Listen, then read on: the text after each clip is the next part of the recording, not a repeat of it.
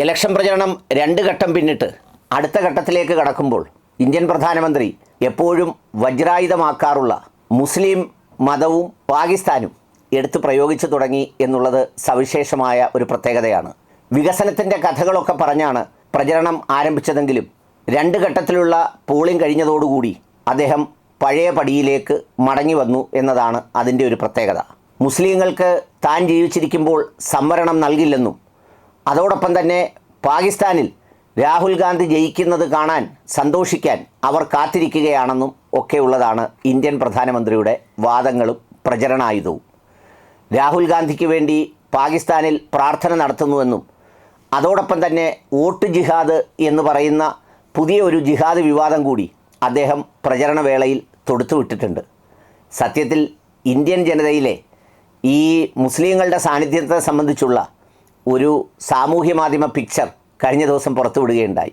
അതായത് ഏതാണ്ട് 70-75% ഹിന്ദുമത വിശ്വാസികളുള്ള ഒരു രാജ്യത്ത് കാണാൻ പോലും ഇല്ലാത്തവണ്ണമാണ് മുസ്ലിം ജനവിഭാഗങ്ങൾ പല സംസ്ഥാനങ്ങളായി ചിന്നിച്ചിതറിക്കിടക്കുന്നത്.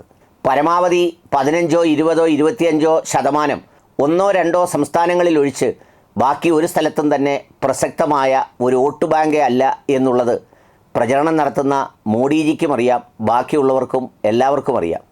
എന്നാൽ പോലും അത്തരമൊരു പ്രചരണ ആയുധമാണ് ഏറ്റവും ഒടുവിൽ പുറത്തെടുത്തിട്ടുള്ളത്.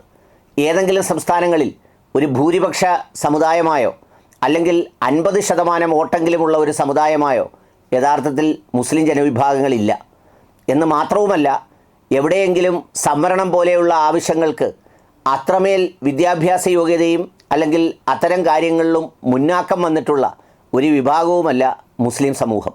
എങ്കിൽ പോലും അത്തരമൊരു ആയുധത്തിന് പരമ്പരാഗതമായി ഇന്ത്യയിലുള്ള സാധ്യത കൂടി കണക്കിലെടുത്താണ് അദ്ദേഹം ഇത്തരമൊരു പ്രചരണം അഴിച്ചുവിടുന്നത്. അതിലൂടെ ഭൂരിപക്ഷം വരുന്ന ഹിന്ദു സമൂഹത്തെ ധ്രുവീകരിക്കാനും മുസ്ലിങ്ങളും പാകിസ്ഥാനും പറയുന്നതോടുകൂടി ചരിത്രപരമായുള്ള ഒരു വൈകാരികത മറ്റൊരു തരത്തിൽ ഉപയോഗിക്കുക എന്നുള്ള തന്ത്രമാണ് അദ്ദേഹം ഈ പ്രചരണ വേളയിൽ ഉപയോഗിക്കുന്നത്.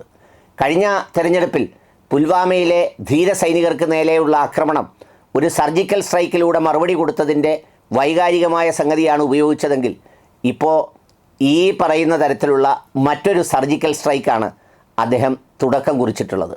ഏതായാലും ഇനിയും വരുന്ന തെരഞ്ഞെടുപ്പുകൾ, ഇനിയും വരുന്ന ദിവസങ്ങളിൽ ഇതിന് മൂർച്ച കൂടുമെന്നാണ് എല്ലാവരും പറയുന്നത്. വിമർശിക്കുന്നവരാകട്ടെ അദ്ദേഹത്തിന് ഇത്തരം പതിവ് പല്ലവി അല്ലാതെ രാജ്യത്തിൻ്റെ നേട്ടമോ വളർച്ചയോ എടുത്തുദാഹരിക്കാനില്ല എന്ന വിമർശനമാണ് മറുവശത്തുയർത്തുന്നത്. ഇത്തരം പ്രയോഗങ്ങൾ എത്രമേൽ ധ്രുവീകരണ സാധ്യതയുണ്ട് എന്നുള്ളതറിയാൻ ജൂൺ 4 വോട്ടെണ്ണൽ വരെ കാത്തിരിക്കേണ്ടി വരും.